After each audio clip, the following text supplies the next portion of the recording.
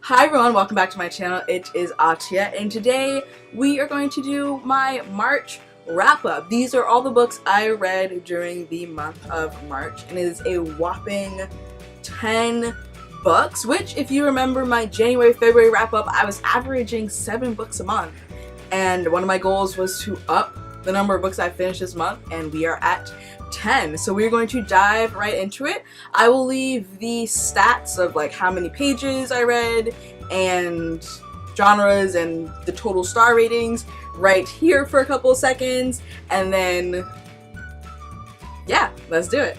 So first book that I finished during the month of March is actually a comic book.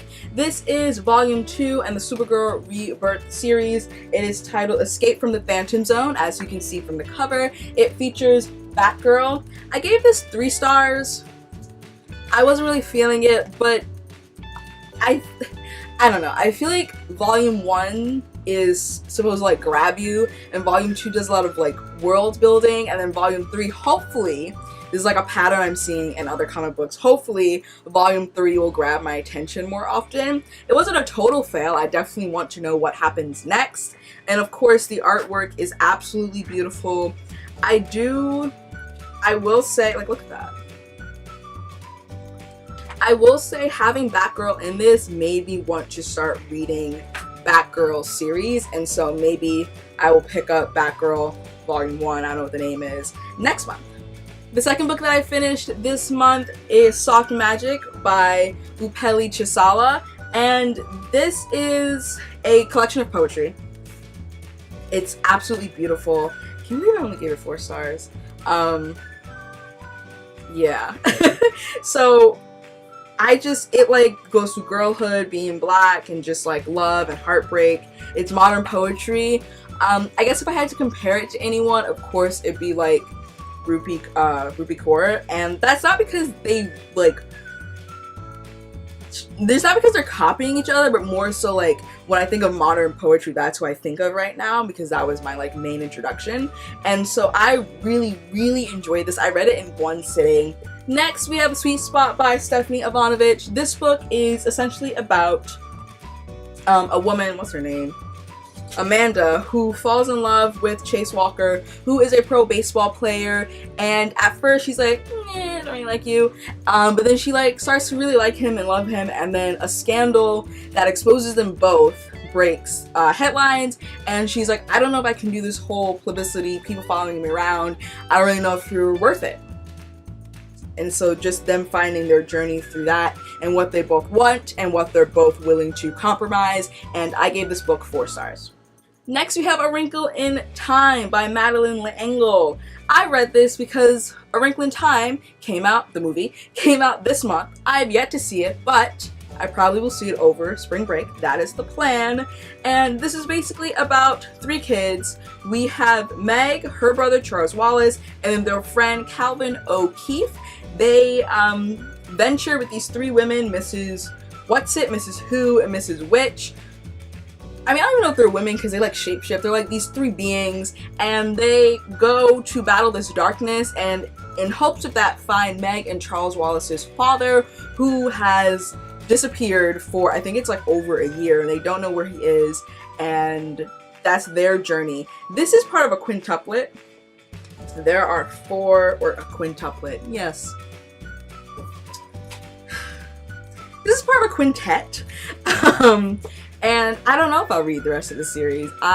There were some parts, and I talked about this in my 24-hour reading challenge, there were some parts where I was like, you guys are literally doing nothing but standing there and talking about nothing. And when it picks up, and when it doesn't, it's like... So I am uncertain as to whether or not I want to continue the series. And I gave this 3.5 stars, which probably being a little generous with that. Next we have A Little Something Different by Sandy Hall. Also, if you go and watch my 24-hour reading challenge where I try to I set a bunch of reading goals to finish in 24 hours. This was in it. This was the book that I wanted to finish in its entirety during those 24 hours. It is a romance novel about this guy and this girl who are away at college, but the kicker is that it's told from the perspective of 14 different people animals and things. You never get their perspective. You get their friends, you get the guy's sibling, you get the bench they sit on, you get the squirrel they talk to, you get the woman at the diner, you get their Starbucks barista. Like, it is one of my favorite books. So you can probably guess that I gave it a 5-star rating. I was not expecting this to be that good. I flew through it. I read it in less than 24 hours. I flew through it. I laughed. It was just so well done and not in a cheesy way. And I just love the characters, all of them. All 16, if you count the 2 falling in love, all 16. I love them all, and they were just so great. Next, we have Nectar by Upeli Chisala. This one, I gave 5 stars. I liked it better than Soft Magic. I just did. That's just me. It is more of modern poetry. It's separated into 5, I believe it's 5 different, 1, 2, 3, 4, 5, 6, never mind. It is 6 different sections that all kind of go together about like rebirth and coming into your own. I would highly recommend this one, and I don't think she has any other solo work, which is so sad.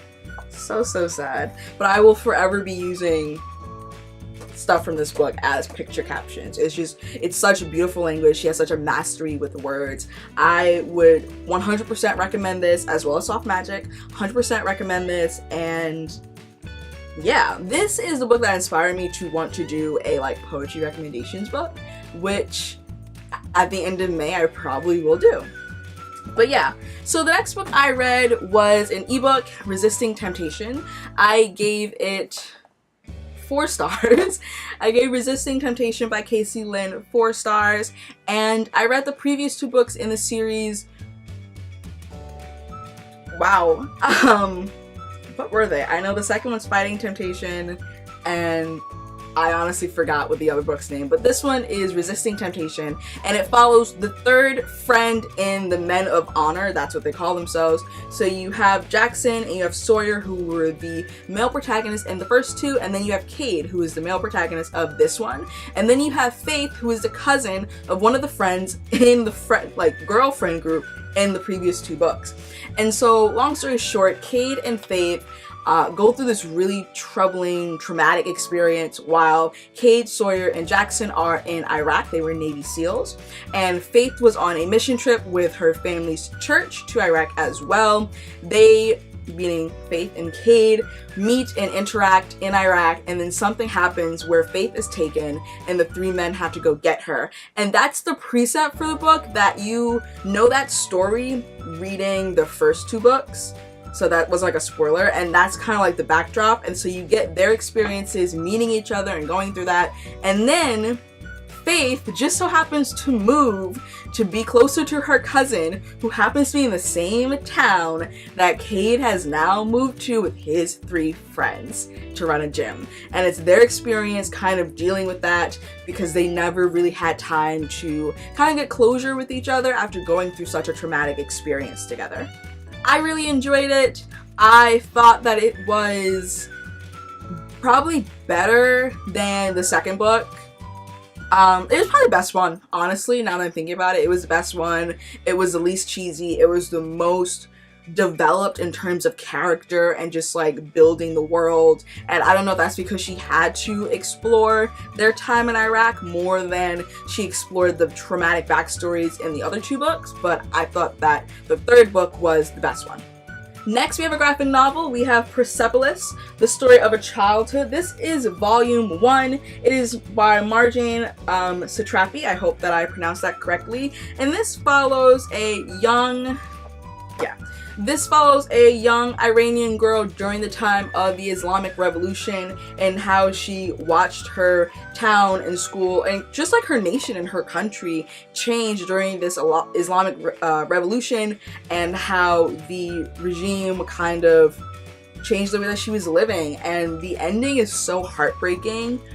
It is a cliffhanger because there is a volume 2. So I believe that this was initially separated into 4 parts, and parts 1 and 2 are in this book, the story of a childhood, and then parts 3 or 4 in volume 2, which is like the story of return or something like that. But I would definitely recommend this. I gave this 5 stars. I could not stop reading this. Next we have Silk Volume 0, The Life and Times of Cindy Moon. So this takes place after the Spider-Verse event, which I haven't read, and I probably should because there were things happening in here. I was like, I have no idea what you're talking about. But basically Cindy Moon was bit by the same radioactive spider that bit Peter Parker and turned him into Spider-Man. And I know those Marvel fans are like, what? I thought that spider died. He did, or it did. The thing about Cindy Moon is that after she was bit, she was put in a bunker for 10 years until Spider-Man releases her out of the bunker, which happens, I'm guessing, in the Spider-Verse. Now, this means that she's had these abilities for 10 years prior to her meeting Spider-Man. This is just her kind of re-entering life and re-entering society after being in a bunker for 10 years. She went away willingly from her family. That was a joint decision for them. And so this book is her trying to restart, trying to find her family who is now missing, as well as fighting some villains as well. I love her outfit. I think her name is really cool. And bonus points, Cindy Moon is an Asian American female lead character. So that's a plus as well. And I gave this 4 stars, and I cannot wait to get my hands on volume 1. The last book I finished this month, which I actually finished like early this morning before I went to bed, is This Will Be My Undoing: Living at the Intersection of Black, Female, and Feminist in White America by Morgan Jerkins. I did not know what to expect going into this book. It's a recent release. I think it came out in January. And so it's like part memoir, part essays, and she weaves them like interchangeably within the chapters. There's like a letter to Michelle Obama in there. There's 2 survival guides, if you will, on like how to survive or how to bring like a black girl into the world and things like that. And I absolutely loved it. I found it so poignant, so resonating, and just so absolutely relatable and real. And this is definitely one of my favorite books, and I gave it 5 stars. Thank you so much for watching this video. If you liked it, make sure you give it a huge thumbs up, share it with all your friends, make sure that you are subscribed, and comment below, what did you read in the month of March that you absolutely enjoyed or absolutely hated? Also, make sure to look out for my April TBR video, which will be coming out soon. Super excited for that. Make sure you check out all of my social media, which is down below, and I will see you in the next video. Bye.